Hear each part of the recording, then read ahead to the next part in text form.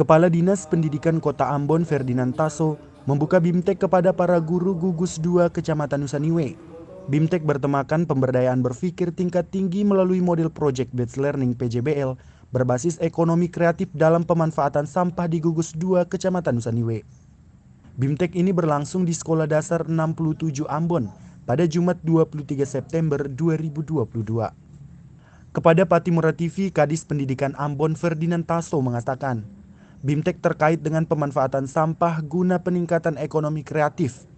Pemerintah Kota Ambon melalui Dinas Pendidikan memberikan apresiasi kepada Rektor Unpati melalui Dekan FKIP yang telah melaksanakan pengabdian kepada masyarakat bagi 10 SD di gugus 2 Kecamatan Nusaniwe.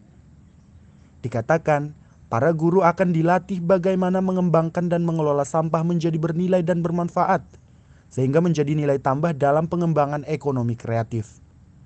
Mengutip kata pejabat Kota Ambon beberapa waktu lalu, produksi sampah di Kota Ambon mencapai 220 ton per hari, sedangkan kapasitas daya angkut hanya 160 ton saja. Ada selisih 60 ton dalam satu hari, dan jika 60 ton mampu diurai rumah tangga melalui siswa di sekolah-sekolah, kemungkinan bisa berkurang. Menurutnya, peran ini perlu dibangun semua stakeholder, tidak hanya pemerintah, terutama di lingkungan pendidikan perlu terlibat, baik siswa maupun guru untuk berupaya mengatasi permasalahan sampah. Yang terpenting adalah meningkatkan kepedulian, meningkatkan nilai tambah sehingga bisa menopang misi pembangunan di kota bertajuk Ambon Manise ini. Terkait dengan pemanfaatan sampah atau peningkatan ekonomi kreatif ya.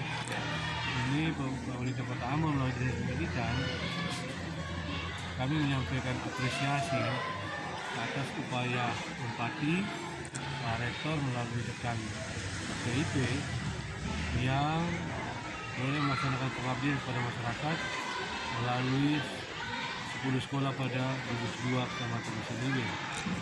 Guru-guru kami dilatih bagaimana untuk mengembangkan dan mengelola sampah sehingga sampah yang tadinya tidak bernilai menjadi bermanfaat. Nah, ini menjadi nilai tambah dalam pengembangan ekonomi kreatif yang mana nanti dikembangkan oleh para siswa kita.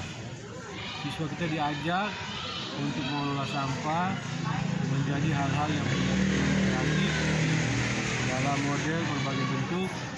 Misalnya ada beberapa sekolah kemarin yang sudah selenggarakan, misalnya dibuat menjadi tempat tisu, tempat pena, kemudian ada juga membuat menjadi pakaian dan sebagainya.